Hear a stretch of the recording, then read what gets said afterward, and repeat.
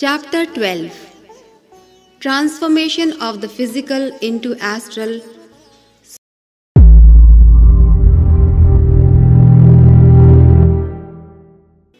The question is of sadhana which I am doing at present. It is a special sadhana which can be done while living in the physical body also and has to be continued even after abandoning it. This stage cannot be attained without heightened, concentrated self-effort, tapasya and sadhana.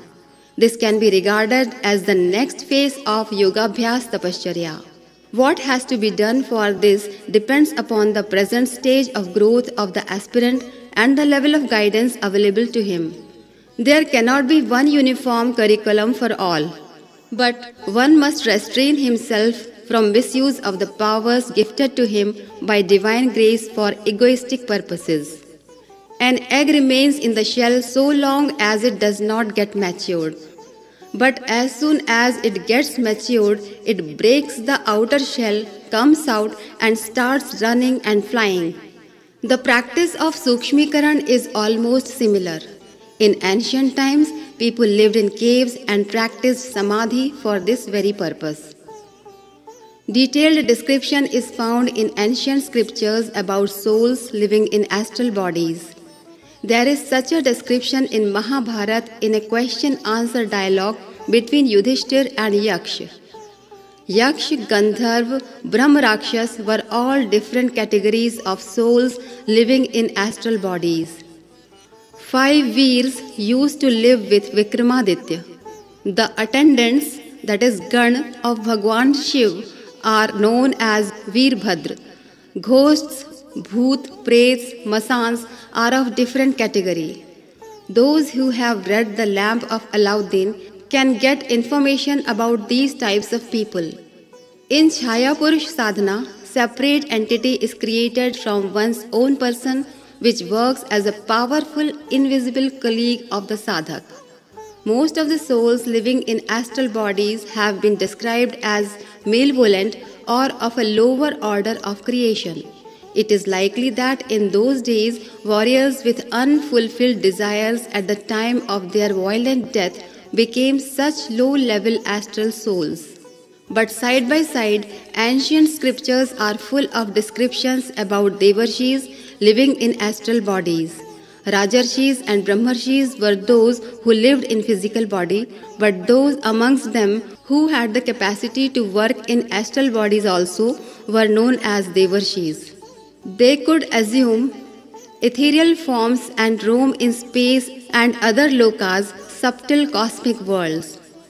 They could suddenly appear at any place to give guidance to the devotees and seekers. References are available about several rishis who were not restricted to walk on the ground only.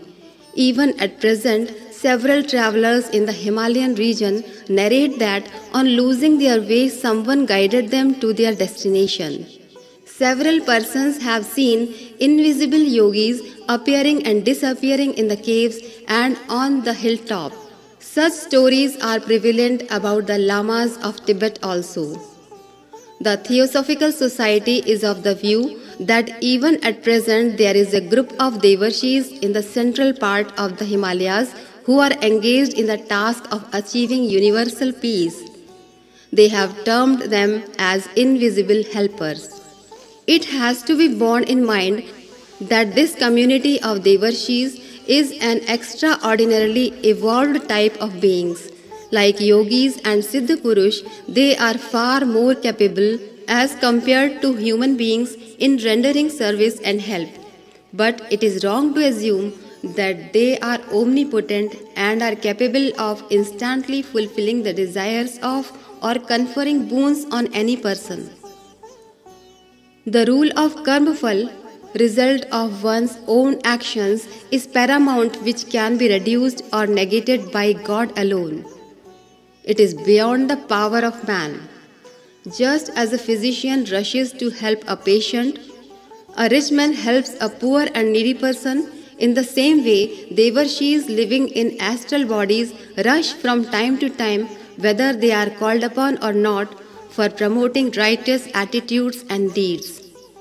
Still, none should take it for granted that personal effort or industriousness is not necessary.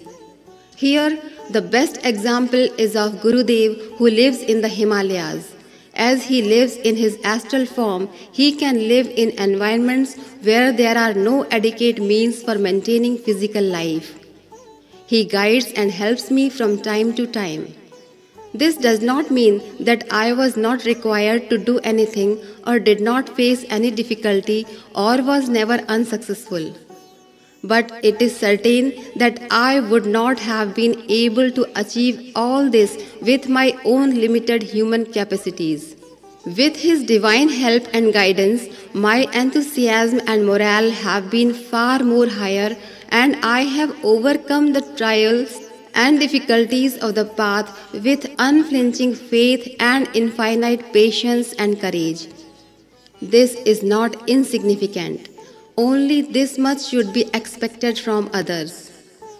It should not be expected even from God that He would come and even do the self-effort on our behalf. Whenever one refers to divine help, people think that it is a magic stick which does all the work simply by waving it. This is an illusion. Such credulous people lose their faith easily. We should expect timely help from divine powers, from astral souls, but should also be prepared to discharge our responsibilities. Failures and difficulties should be regarded as lessons to be learned, and the next step should be taken with greater caution and courage. Astral bodies are more powerful than the physical ones. They can see and hear things from a great distance. They can visualize future events, and they possess the power of conveying their thoughts to others.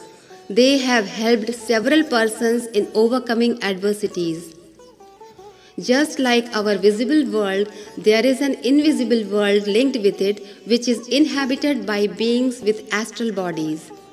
Some of them are quite ordinary, some are mischievous, while some are of highly elevated level. These elevated souls take interest in the affairs of mankind. They extend help in reforming evil persons and in making good persons still better. This is all about beings with astral bodies and the astral world in general. The primary aim is of spiritual refinement, elevation, and upliftment. Ours are extremely critical times. Elevated souls living in the material world are doing all that is within their power to do, but it appears that this will not be enough. Powerful beings on astral planes will have to use all their powers in not allowing those who are possessed by evil tendencies to slip further down the abyss. The process which is going on the physical plane to reform these perverted souls is not adequate. Invisible help is needed to make it easier and more successful. This will be necessary for the solution of collective problems, as also for making persons who are engaged in righteous pursuits shine out with still greater glory and strength. Ever since I have been entrusted with such a work, there has never been any dilly-dallying or let-up. I have been working for quite a long time now on the guidelines given by my divine guide, and this will continue till I am alive. It is necessary to make Herculean efforts to free the visible and the invisible spheres from the stranglehold of the poisonous grip of the evil forces. For this, something drastic has to be done, as was done by Hanuman in the ancient times by uprooting a mountain and procuring the plant possessing the power to revive life. I was required to get immediately engaged in awakening and activating the dormant divine energies involved in the physical body. And in the pursuit of this aim, I have resorted to severe tapasya, sadhana in seclusion. My life, its legacy and message. हमारी वसीयत और विरासत. Author Sri Ram Sharma Acharya. If you found this video helpful, then please like, comment and share it, and subscribe to our YouTube channel Rishi Chintan. Please press the bell icon so that you will receive notifications of our upcoming videos. Thank you.